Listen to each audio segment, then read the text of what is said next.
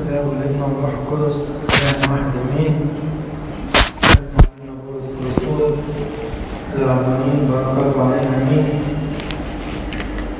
وكده لأن كلمة الله حية وفعالة وأمضى من كل سيف ذي حدين وخارقة إلى مفرق النفس والروح والمفاصل والمخاخ ومميزة أفكار القلب ونياته وليست خليقة غير ظاهرة أمامه بل كل شيء عريان ومكشوف بعيني ذلك الذي معه كلمة الله حية وفعالة وأمضى من كل سيف ذي حدين وخارقة إلى مفرق النفس والروح والمفاصل والمخاخ.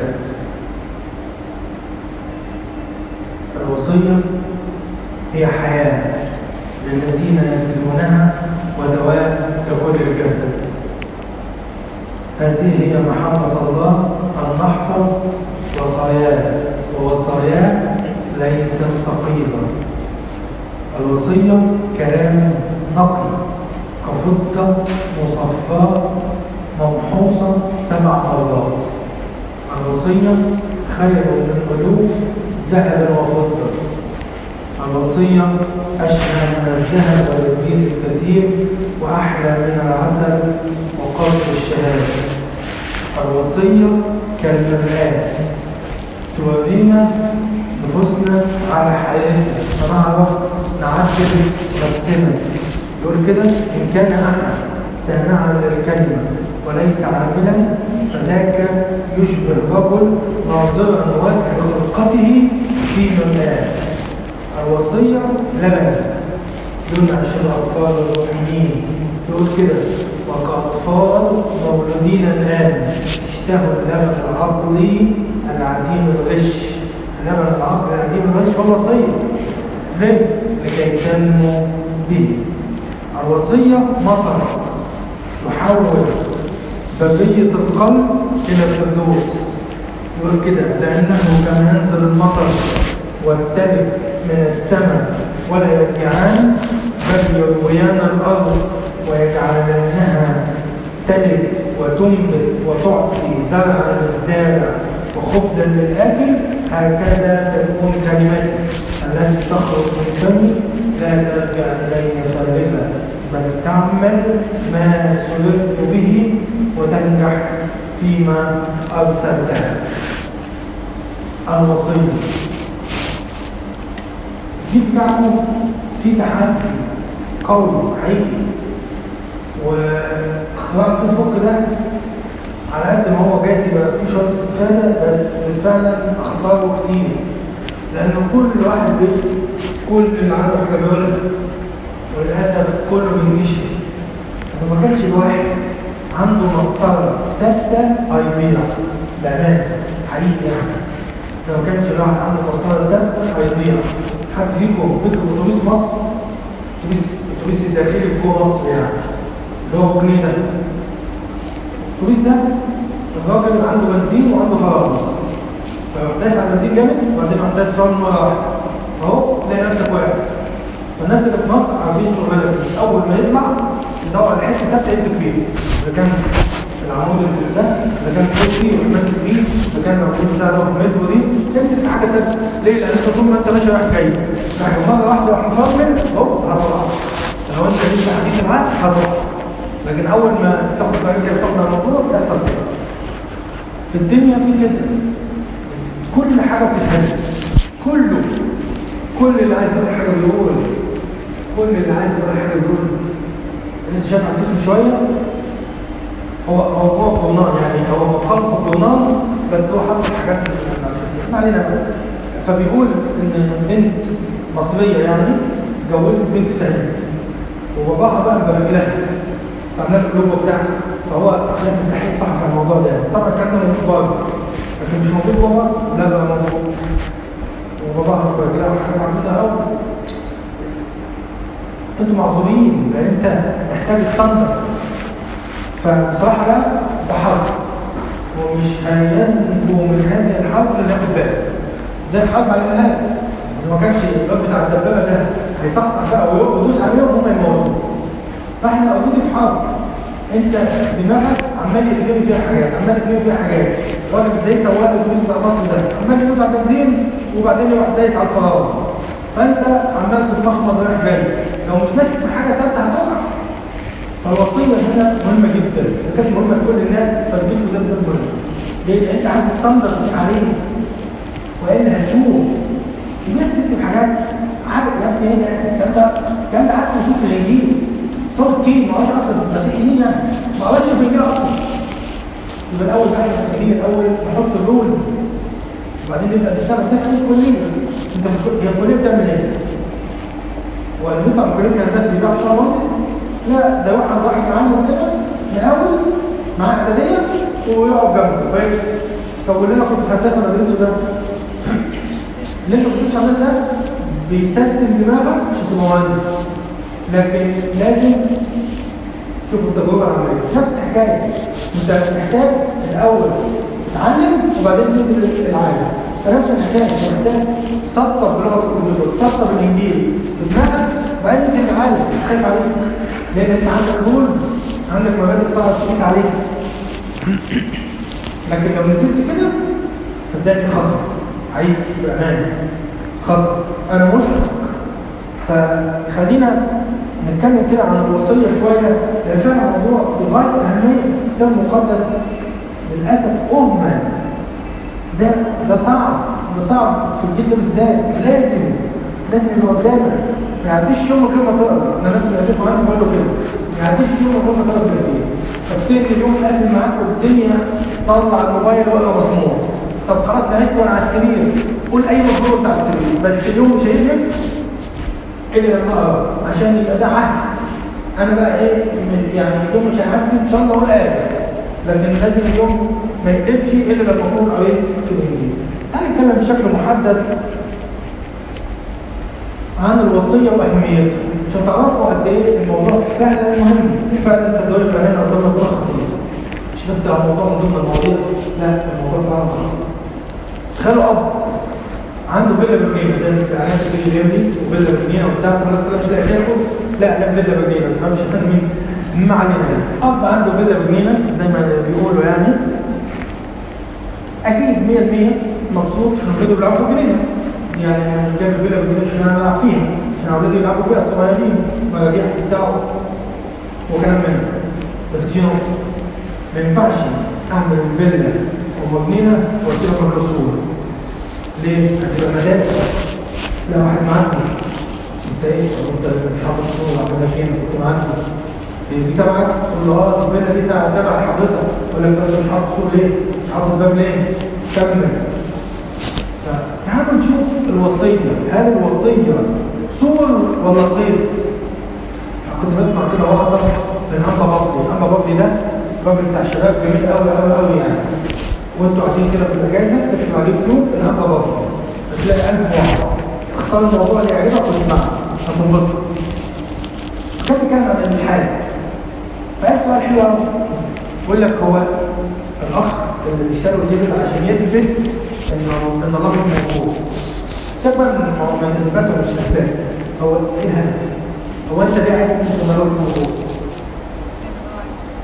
في اسباب كتير، منها ان انا مش عايز حد يبقى ايه يحاسبني، مش عايز حد يبقى ايه انا حاسس ان انا ايه في واحد شايفني، وكل اللي بيعمل حاجه غلط يراقبني. طب الحاج انا مش موجود اصلا بقى. لا هو موجود، سواء انت عاوز تنقص ده ولا تنقص بس هو موجود، بس مش هي دي يعني ربنا مش هو الفانكشن بتاعه. هو بيبص انت بتغلط ولا لا؟ انت عملت كده مش هو كده. الوصيه يا اولاد يا شباب هي صور عشان يحميني، صور عشان يحميني. البحر لو ما كانش له حبتين مش هيبقى بحر، مش هيبقى موجود اصلا، هيبقى ميه في كل الدنيا وخلاص، هيبقى خطر على نفسه وعلى الاخرين. الشيطان بالادب محاور. هو انتوا ان شاء الله يعني كده ما تاكلوش من الشجره دي ليه؟ هتلاقي اصل ربنا ما تاكلوش منها. ليه؟ عشان هم تاكلوا منها موت انت موت الشيطان. لا هو هنا الشيطان بيعمل ايه؟ بيطلع اخطاء يعني ربنا جازي حاشا، وبيطلع ان ربنا مخرج حاشا. ربنا في الوصية لن تموت.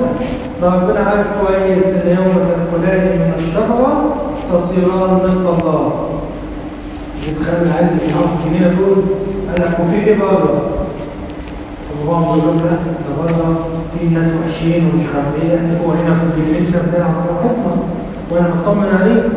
لا، بره في حاجة حلوة وانت مش عايز تشوفها.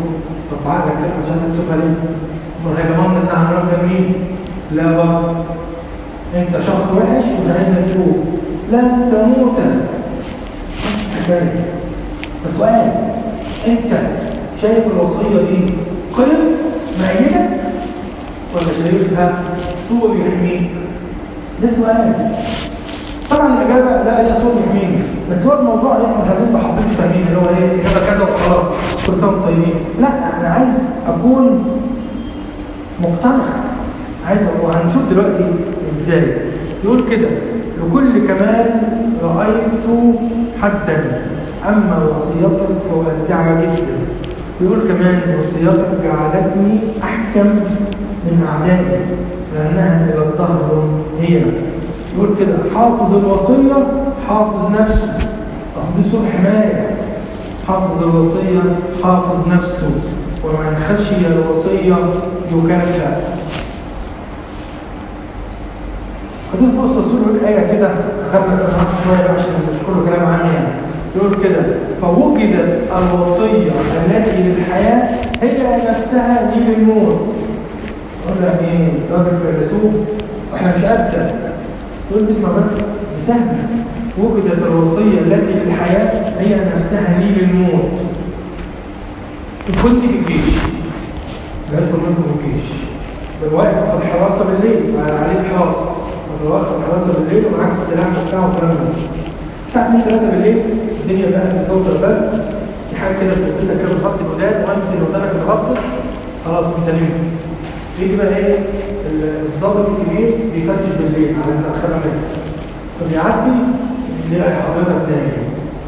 عارفين بيعمل ايه؟ حد يخمن؟ لا، يعمل ايه؟ بيسيبك نايم بالمناسبة يعني، ما تضحكش، بالعكس بقى يلمس كده عشان تصحى. خليك باشا نايم في العصر، يروح شادد السلاح ويمشي. تصحى بقى تحت النوم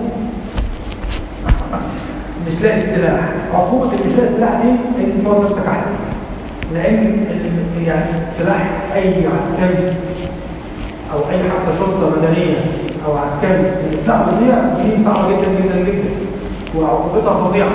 يعني تموت والسلاح بتاعك ما يضيعش، تموت وهو في بطنك بس ما يضيعش. جاي فقد السلاح سيبك كده، قضية فظيعة. العدو لو جه ليك نايم وتحطك السلاح ياخد منك السلاح ويموتك. اول لازم ياخد السلاح الاول، شايف ما تصحاش تروح انت ضارب. الاول ياخد السلاح عشان يامن، وبعدين يروح يموتك بالسلاح وياخد السلاح ويمشي. نفس الحكايه. الوصيه في ايدي، لو انا ما استفدتش منها ونمت الشيطان هياخدها مني ويديني بيها موتني بيها. واخدين بالك حضراتكم؟ لما كان عايز يعمل كده مع الرب يسوع يقول له مكتوب كذا، قال لا مش معناها كده. تفكر نفسك يعني عايز تسوي الناس ورطني، لا دي مش معناها كده، مكتوب كذا.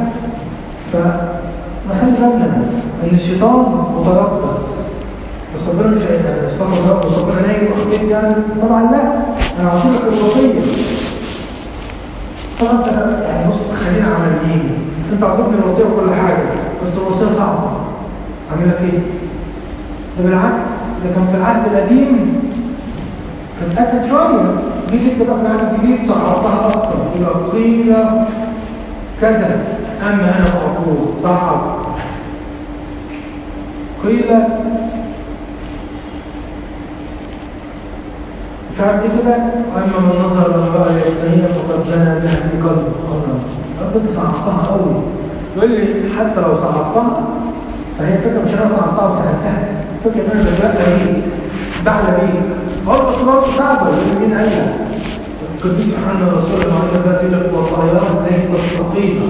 تقول لي برضه انا حاسس انها صعبه، اقول لك ما انا نعمتي عني نعمتي تسندك، ما تخافش.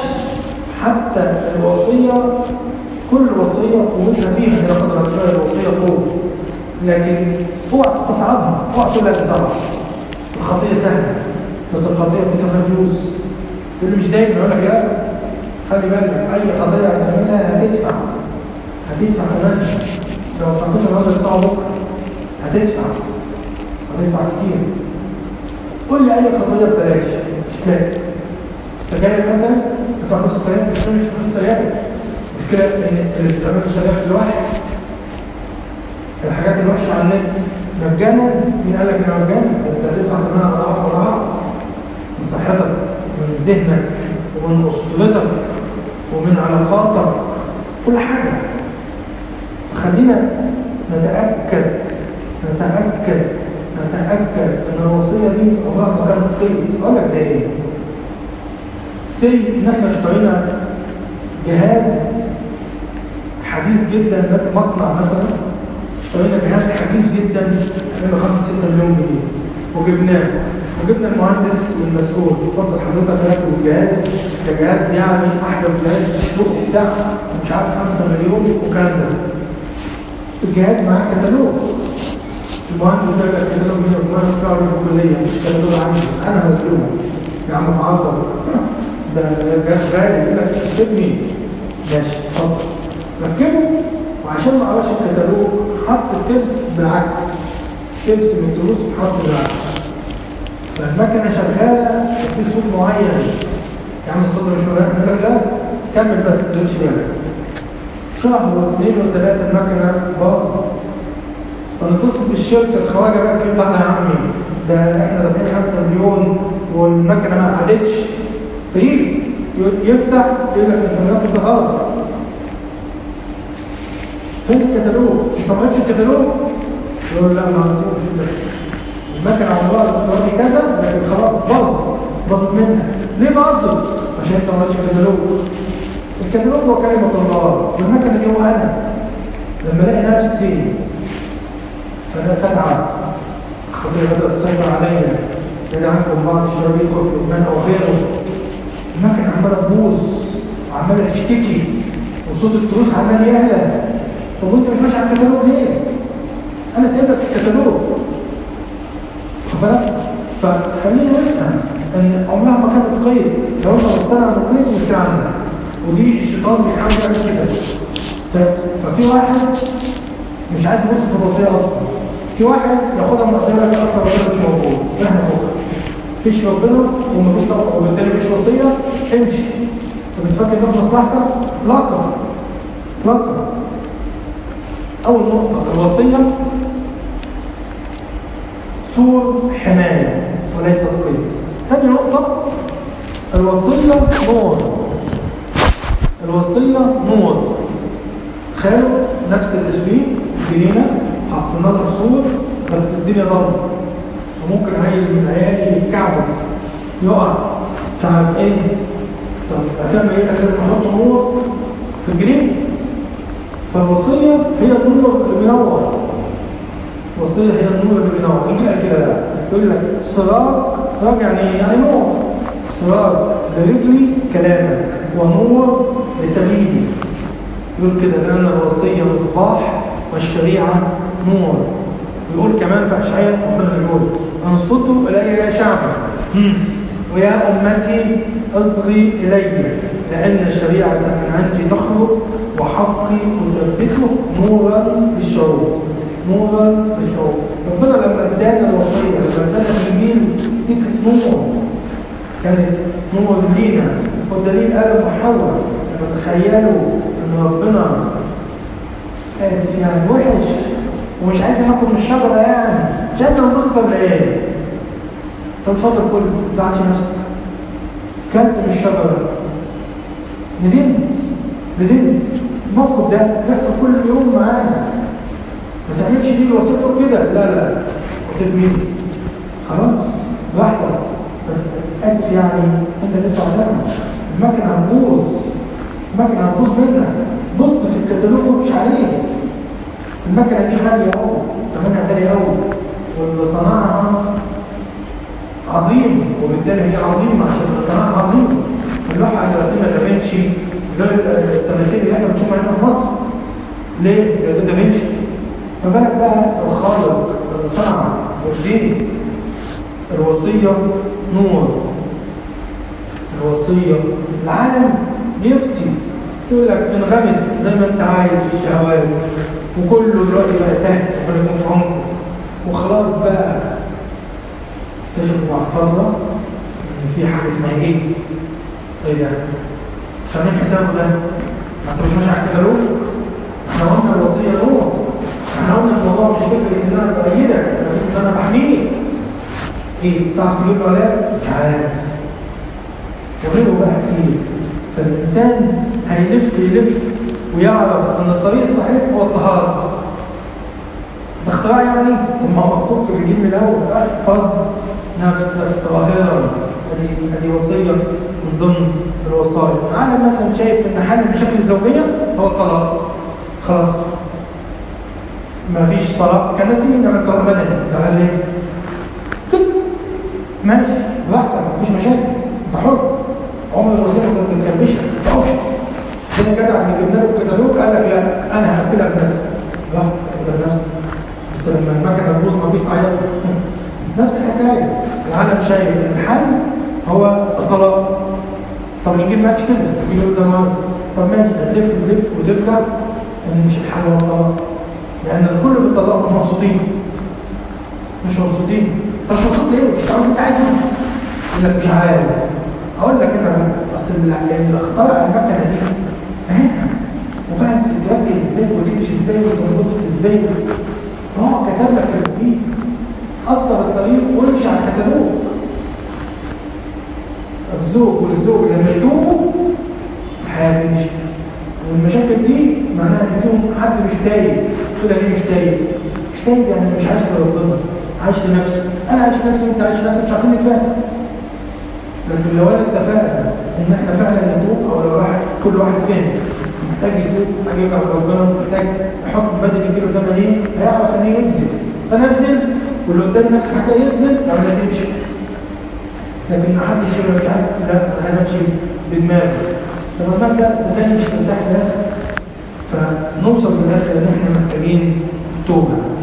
الوصيه صوره حمايه. الوصيه نور. ثالث نقطة، الوصية قوة. أحد الآباء يقول لك إيه؟ كل كلمة في الإنجيل مغسولة بدم المسيح. مغسولة بدم المسيح. يعني إيه مغسولة بدم المسيح؟ يعني قوتها فيك. لو أنت بتقرأ كده تحس إنك بتتحرك في إيدك. وأنت بتحط إيدك عليها تحس إنك بتنبض. عشان كده قال لك كلمة الله حي، حي مش ميت، حي. يقول لك إحنا مش فاكر كلمة حية. يعني تعبير مجازي ولا ايه؟ ولا ده تعبير حقيقي. حقيقي ازاي؟ اقول لك. معلش مثلا جايز تبعتوا مني كده ولا حاجه. السيد المسيح جدع المملوك اللي بقاله 38 سنه ده. قاعد بقاله 38 سنه. يعني حاجه مفيش بعد كده. لا ده طبيا بقى الاعصاب، وفي اعصاب بتنقل الاحساس. وانا كده بدبوس شكل. ايه اللي حصل؟ حتى وانت نايم. ايه اللي حصل؟ ان في هنا اعصاب بتنقل الاحساس لحد المخ. المخ يدي امر يقول لك ايه؟ حرك ايدك، حرك ايدك من مكان الخط. ده كده. اخيرا بقى ده الاعصاب دي بايظه. فانت تخبطه برجلك كده ما بيحسش. شوفه بدبوس مفيش الهواء. خلاص. عارفين عنده ايه كده؟ تشيلها كده تروح نازله تاني. ما فيهاش تون، ما فيهاش حاجه. خلاص كده 38 سنه. ده يمكن يعرف يحرك بالليل. يعني واحدة بيجبس جيبه شهرين يقول لك ايه علاج طبيعي. ليه؟ اصل العضلات تنبسط. فال 38 سنة دي يعمل علاج طبيعي 38 سنة تاني عشان ربنا يسهل له. مش احسن حاجة برضه بس يعني يجي المسيح معدي نقول له لك اقول قم. حط في قوسين كلمة قم. ايه اللي احسن يعني؟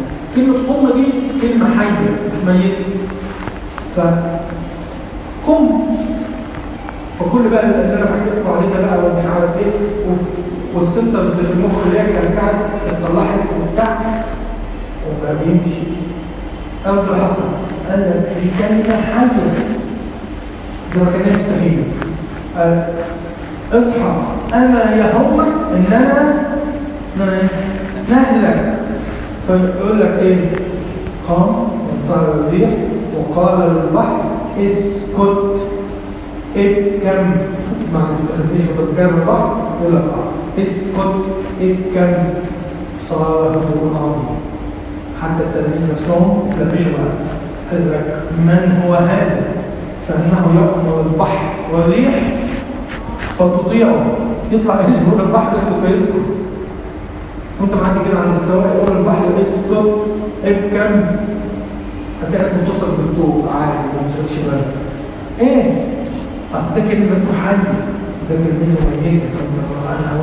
انت معاك كده واحد عيان قول له لك اقول قم، مش هيحصل حد. ليه؟ لان كلمتك وكلمتي كلمه ميته. لكن ربنا كلمته حي.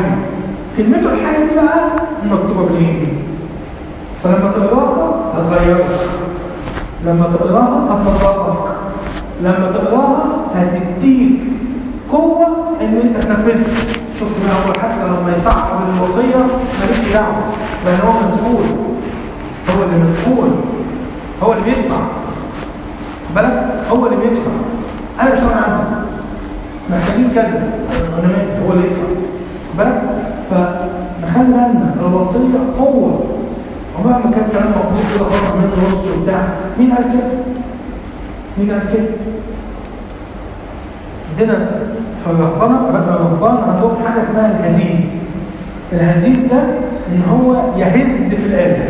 يعني ايه يهز؟ زي نقولها كتير طبعا دول رهبان متوحدين وبتاع، لكن ما يمنعش ان انا عجبتني آية ممكن اقولها 3 4 5 مرات ورا بعض. كل ما اقولها كل ما تتضخ فيا وفقداني. لما كان في آية عجبتني فبقولها بأطرافي، هو الآية دي لما الواحد ينفذها ازاي؟ تنفذها. قال لي مش عارف تنفذها قولها كتير. طب يعني لما اقولها كتير هيحصل ايه؟ فيها قوتها، فيها قوتها، هتعرف تنفذها. لان قوه تنفيذها مش من عند يدك. لو انت بتقرا الايه صعبه مش عارف اعملها، ومين قال لك ان انت اللي هتعملها بنفسك؟ امال انا رحت فين؟ هو انت فاكر ان انا ابقى مليك؟ ده انا بقول لك الحاجات اللي انا اقدر اعملها فيك، وانت امنت بقى وخدتها بقى في الحقيقه. الحاجات اللي انا اقدر اعملها، الوصيه قوه. زي ما شفنا الان بطونيوس نفذ الوصيه. الان بطونيوس اسمه لحد هذه الاجيال والاخر شغال، وفي سنتنا على طول انبا الطعام وغيره كله. الوصيه قوه. كان في راهب بيطلع شياطين، هم جابوا له حد عمال يصلي ويعمل مفيش فايده، الشيطان ناشف قوي. فهو بيصلي الاخ اللي عليه الشيطان ده راح فارد ايده كده وضخ راح واكله قلم زي الفل. المهم الراهب ده طبعا الراجل مش راجل، الشيطان اللي جواه يعني، بس طبعا يعني حاجه تنفذ اي حد يعني. المهم الراجل ده فاهم كويس يعني هو وصل، فاوتوماتيكلي كان يقصد يعني راح ودى اداله الخد التاني، وانس اللي اداله الخد التاني الشيطان طلع. الحكايه اصل الوصيه دي فيها قوه، الشيطان ما قدرش قدام قوه الوصيه، اداله الخد التاني الشيطان طلع فورا حرق، ما قدرش. الوصيه قوه. يبقى الوصيه صور حمايه وليس قيد. الوصيه نور للطريق، وسط ان كل حاجه مهزوزه، كل ما فيش ثوابت، ولما مفيش ثوابت وانا اقيس على ايه ولا عايش ازاي؟ لازم امسك في حاجه زي ما اتفقنا. اول ما تطلع الاتوبيس دور على حاجه امسك فيها سبب، عشان الجدع اللي هو عمال الاتوبيس رايح جاي ويصاب من الماء فجاه هتقع، هتمسك في الثابت. الثابت هو كلمه الله، الثابت هو كلمه الله. اخيرا الوصيه قوه. أنا بحب أسمع أسئلتكم لو في أي سؤال.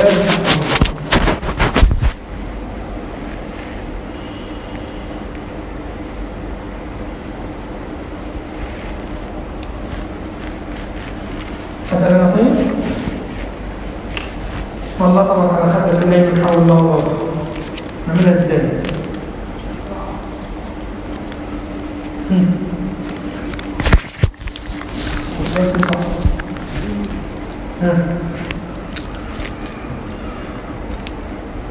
ناس كتير بتتعثر في الآية دي.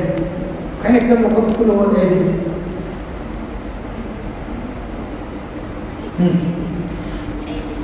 من ضرب الخلفة الأيمن حول الدار الآخر. أسئلة أخرى بلاش تستخدمها. هي طبعا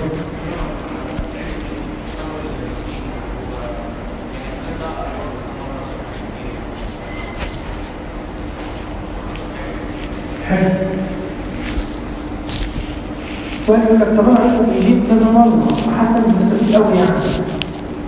مين قال لك؟ مين قال لك انك مش مستفيد قوي؟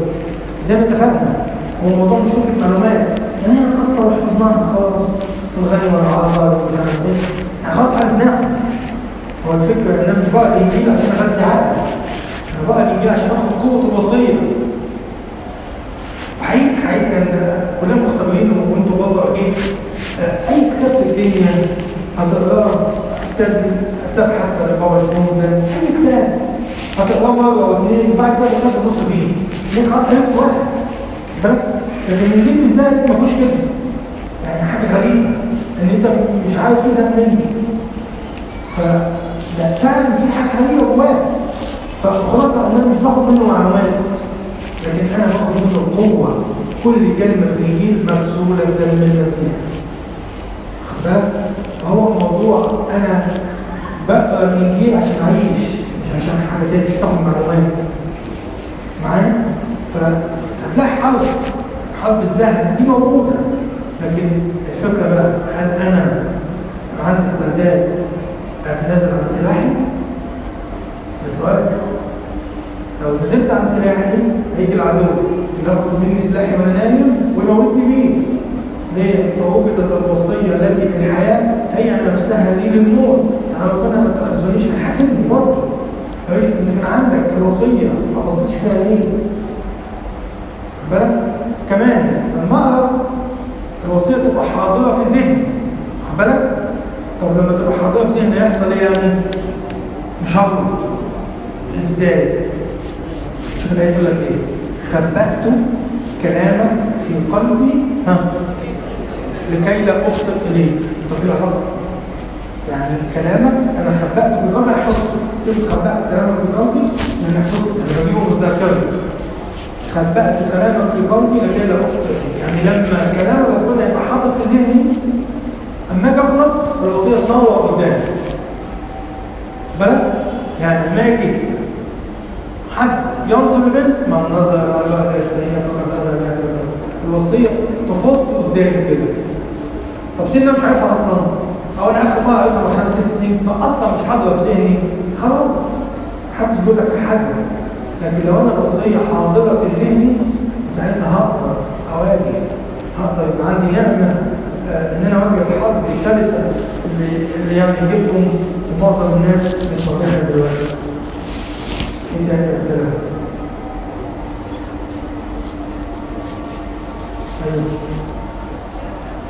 السؤال بتاع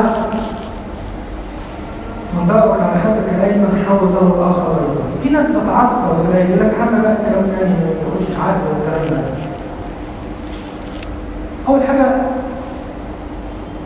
الوصية دي عايز يوصل فيها إن إحنا عندنا محبة. كويس؟ إن أنا يهمني الشخص أكثر من يهمني نفسي. دي واحدة. رقم 2 تعرفوا على رقم إن الوصية دي محتاجة قانون. يعني سن أنت مش عارف تنفذها ماشي، مش لازم يبقى إيه؟ بدل ما أنا مش عارف تنفذها يبقى كله صعب وكله وحش وما يسميش من بابه. إيه كده؟ خليك مش عارف تنفذها دلوقتي، تنفذها بعدين ماشي. سن أنت مش عارف تنفذها خالص ما يجراش حاجة. في حاجات تانية. فأنا بتكلم كده بقول كده ليه؟ لأن في ناس بتتعثر في دي. وبعدين الآية دي كمان كنا بنسمعها واحنا في إعدادي وثانوي. سن إعدادي وثانوي الآية مش مناسبة خالص. ليه؟ لأن ده سن البطولة والشجاعة ومش عارف إيه والواحد يبقى مارفلس كده. فالآية دي مش هتاكل مع سنه ده. فسن إعدادي وثانوي مش مطالب بديه. في حد حب ينفذها طبعا هزق من صحابه، فقفل بقى الانجيل. جاب اليمين قال لك تنفذ، دي مش بتاعتك، دي مش بتاعتك اصلا. فقصده هو ما نعرفش عن دي، عدي دي. عدي دي معناها ايه؟ دي محتاجه قامه معينه. سي ان قامتك مش موجوده دلوقتي، خلاص مش اشكال، مش اشكال. قال لك في الانجيل، قال لك ينبغي ان لا يبتغي فوق ما ينبغي ان يبتغي. خلاص لازم انفذ الايه دي. الايه مثلا بتاع اذهب وبيع كل مالك، دي مش لكل الناس، دي مش لكل الناس. مش مطلوب من كل واحد غني انه يذهب وبيع كل ماله. يعني في ناس فعلا كده، في ناس مدعوه الدعوه دي زي الانبا انطونيوس وزي اولاد الانبا انطونيوس من رهبان الروح. فابوكم يعني ايه؟ هو الشيطان ايه؟ هو الشيطان مفلس، فهو ايه؟ حاطط في كل ما يجي حد بقى عم ده كذا كذا كده صعب، هو الكلام كله باين على صعب عليه، احنا فوق اقفل. فالواحد ايه؟ يقفل. طب ايه البديل؟ البديل العالم. فتبدا بقى تسمع كلام تاني، كلام تاني مش حقيقي، مش صح. تمام. اتفضل.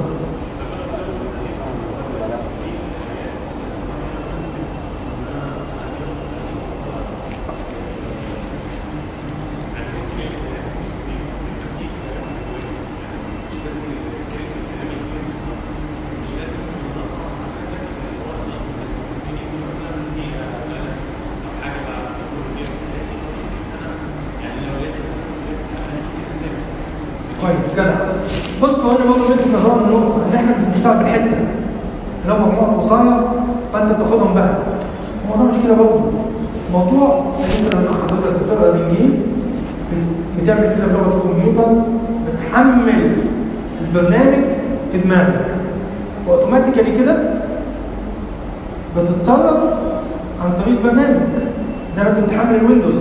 فكل البرامج اللي انت بتحملها بتبدا تفتح عن طريق الويندوز. فنفس الحكايه، انا حملت الكتاب المقدس في دماغي، فالمواقف بتطلع اوتوماتيك. زي مثلا انت مهندس، ففي الكليه بيهندس لك دماغك، بيخلي دماغك هندسيه، تعرف تفكر بالطريقه الهندسيه. فمش انت جوه المواقف انت خلاص انت بتتصور كمهندس مثلا. يعني نفس الحكايه، انت حملت الكتاب المقدس في دماغك. انت ممكن في موقف فعلا تسامح، وممكن في موقف تاخد وقت وانت بتحب برضه. لازم تاخد وقت عشان تتخيل، تاخد وقت عشان اللي قدامك مش فاهم ان انا حابب مثلا فخدت موقف تاني. ما اقدرش اقول ده غلط، ما اقدرش اقول ده غلط، لان الموقف ده كان الموقف ده. طب مين يحكم الويندوز اللي انت بتسطبه؟ طب سطب انا ويندوز تعمل له ابديت ولا لا؟ لو انا في الانجيل فعلا مالي دماغي، لا انا في موقف من المره دي انا مش هينفع احول الخلف الاخر معنويا يعني، لكن انا مضطر اخد وقت. يعني مثلا عبد رئيس الكهنه لما ضرب الرب يسوع بالقلم، الرب يسوع خد وقت، قال له ان كنت قد تكلمت رضيا فاشهد على الرب، وان لم يكن فلماذا تضربني؟ الرب يسوع خد وقفه ليه؟ مش تبقوا عارفين يعني اي دي مش دعوه، مش قهر، دي لها مناسبه معينه. المسيح عايز يقول انا الذبيحه التي بلا خطيه، الذبيحه التي بلا خطيه.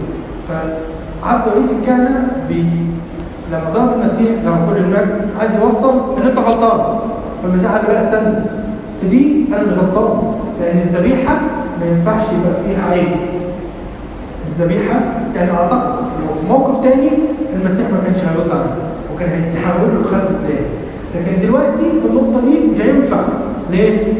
لان انا هنا بصدد اكون الذبيحه حقيقيه، والذبيحه لابد ان تكون بلا عيب. عشان كده الروح القدس كان بيعمل الحته دي، كده الروح القدس كان ياكد دايما من احداث الصلب ان المسيح بلا عيب. يعني حادثه بيلاطس لما غسل ايديه، ده القاضي اللي بيحكم بالاعدام بيغسل ايديه ويقول لك الراجل ده بار. شوف العبط بقى، يعني واحد بيغسل ايديه يقول لك ده بار بعدين يحكم عليه بالاعدام. مش مهم، المهم ان الوحي المقدس بيأكد ان المسيح بلا خطيه، وموته على الصليب بلا خطيه معناها انه ذبيحه. لكن لو واحد عمل خطيه يجي واحد غلطان وخد جزاء مفيش حاجه، لكن لا انا هنا مش غلطان. ففكره المسيح وقف وقفه قدام عبد رئيس الكهنه يقصد انا مش غلطان، أنا بلا عيب، من منكم يمكنني على خطأ. تمام. في أي استفسار آخر؟ شكرا لكم ولله المجد الآن إلى الأبد.